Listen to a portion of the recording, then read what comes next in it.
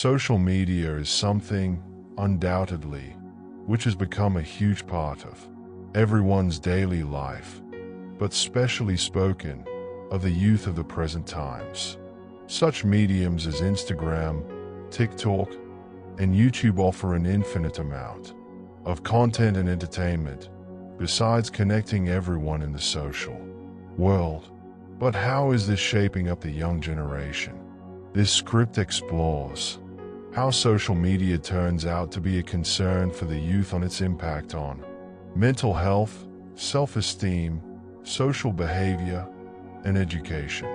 Of all the effects of social media, one of the primary effects involves self-esteem. Teenagers often bind their feeling of self-worth to the number of likes, comments, and followers.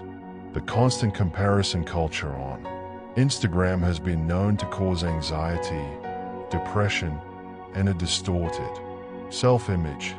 According to research at JAMA Psychiatry in 2018, frequent use of social media was directly linked to an increase in depressive symptoms among teenagers.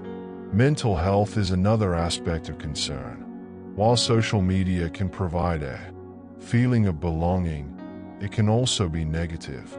For instance, while the pandemic was raging, teenagers found other teenagers who could share their struggles.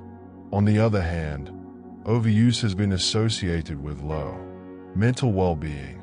The Royal Society for Public Health in the UK investigated and found that applications such as Instagram caused anxiety and depression, especially in young girls.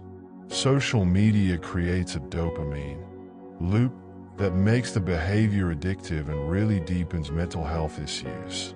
Social media also affects communication skills. Teens spend more time texting than talking face-to-face. This can impact the ability to enjoy deep, meaningful relationships. A University of California study has determined that teens who spent more time on social media also had weaker communication skills outside of social media applications. On the bright side, social media forms connections among people interested in or struggling with the same things, and, above all, it creates a sense of belonging among marginalized groups. For example, these platforms such as Reddit, Discord, and YouTube provide safe spaces for teens to voice their opinions.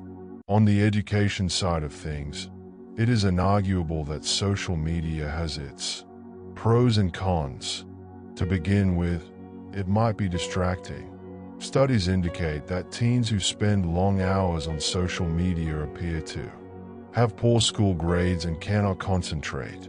Conversely, for instance, YouTube provides educational content and tutorials through which young people learn new skills outside of the classroom. Currently, most teens use social media for learning how to code or to design skills, among others, that can really help them in their future careers. The final, but most important concern is how AI and algorithms design the social media experience. Platforms have allowed AI to tell them what they want to see based on their behavior, which breeds addiction and reinforces biases that prevail. While AI personalizes the content, it has the chance of locking up users in filter bubbles, keeping them from a wider view of the world. Researchers at Stanford University cautioned that AI would encourage undesirable behavior because of promoting addictive content. In conclusion, social media is a powerful tool with both positive and negative impacts on youth.